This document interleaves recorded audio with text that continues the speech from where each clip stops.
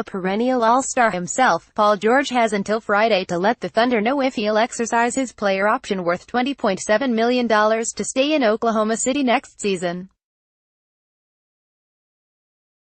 There is a possibility George stays in Oklahoma City even if he declines his player option. Doing so would allow him to sign a longer and more lucrative contract with the franchise, but it would also open the door for him to sign with another team in free agency.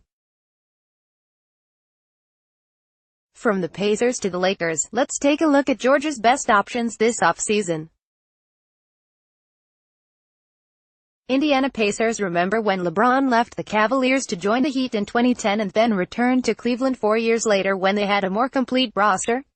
George could do the same now that the Pacers are in a better situation than when he left. The team hasn't changed much since George was traded from Indiana to Oklahoma City before the 2017-18 season, but the addition of Victor Oladipo alone has taken them to a new level. Even though they lost to the Cavaliers in the first round of the playoffs for the second season in a row, they won 6 more games during the regular season and were a historic James performance away from making it to the second round. Run it back with Oladipo and George, and the Pacers could make some real noise in the Eastern Conference. That depends on whether George wants to return to Indiana, of course. After his first game against the Pacers as a member of the Thunder, George talked about how both sides moved on, with it being less than a year since he demanded a trade from the team that drafted him. Maybe it's too soon for George to think about a potential reunion. Or maybe the situation is too good to pass up. Philadelphia 76ers. The 76ers wouldn't sign George to be the face of their franchise. They already have an all-star in Joel Embiid and a future all-star in Ben Simmons, both of whom are under the age of 25. Instead, they'd sign George with the belief that he can take them from playoff contention to title contention.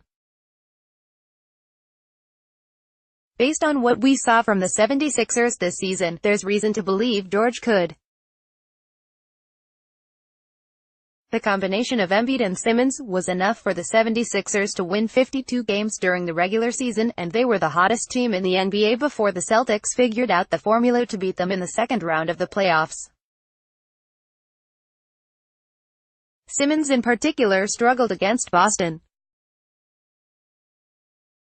whereas he was able to bulldoze his way to the basket against most teams, setting opportunities up for himself to score at the basket or kick it out to one of Philadelphia's many shooters. The Celtics defended him with bigger players and dared him to beat them from outside.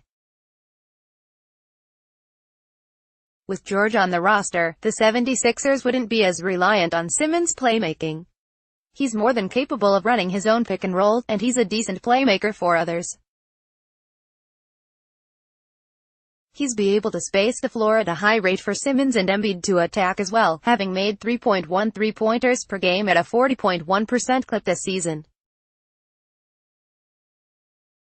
Then there's George's defense. The 76ers had the third best defense in the NBA this season, built around Simmons, Embiid and Robert Covington. Throw a one-time member of the all-defensive first team into the mix, and they'd have the makings of the most dominant defense in the league. Houston Rockets. The Rockets seem intent on adding a third all-star to their core this offseason. James has been linked to them, and so has George. George's fit next Chris Paul and James Harden would be more natural than LeBron's because he's more comfortable playing without the ball in his hands. A third of his shot attempts were catch-and-shoot three-pointers this season, and he converted 41.1% of those opportunities. Only Klay Thompson and Robert Covington made more catch-and-shoot three-pointers than George on the season, and only Harden made more total three-pointers. With three-point shooting being a necessity in Mike D'Antoni's system, it would make for an easy transition for George. George's all-NBA level defense also gives him the tools to act as a souped-up Trevor Ariza in Houston's starting lineup. With his long-range shooting, secondary playmaking and lockdown defense, George would give the Rockets the two-way play they need to take down the Warriors.